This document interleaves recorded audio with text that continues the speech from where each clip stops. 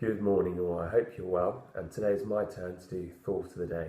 I've been really impressed with some of the things the teachers have been talking about, and today I'm going to talk about what motivates us to do things, and I believe it comes in two categories: internal factors and external factors.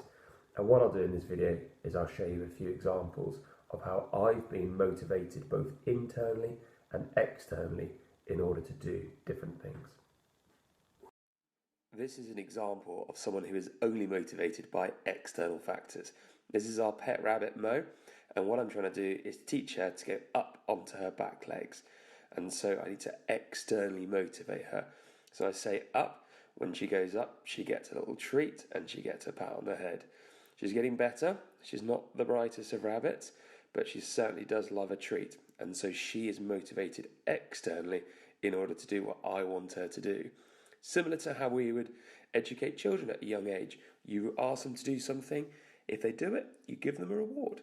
Now, Mo, like I said, is a working project. She's getting better, but luckily she's greedy. And this is my next example of when I've been motivated both internally and externally.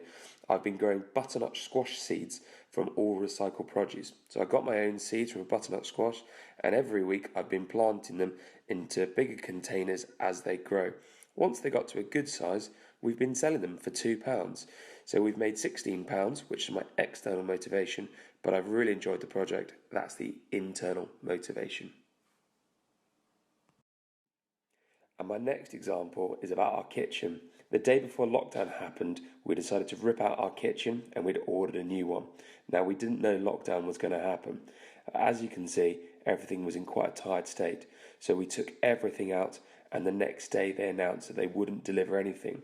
And so we had our kitchen on the outside of our house, so we had to make our own new little kitchen. This is a little picture of how we lived for 7 weeks with the kitchen. It was quite fun, but I wouldn't do it again. I decided though to come up with a project on what I could do with all of the waste materials, because as you can see there's a lot of waste materials. That's a pile there of me organising them into different types of metals, woods and other areas. The pile got to about twice that size. What I did is I got all the wood that was left over from the work surfaces and sand them down and cut them into size, because one of the other things we've been doing is doing a new bedroom. This is an example of me being internally motivated to make bedside tables, and this is what I managed to do.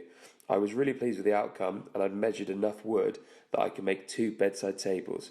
All of that was completely internally motivated, and I felt fantastic once I'd completed it.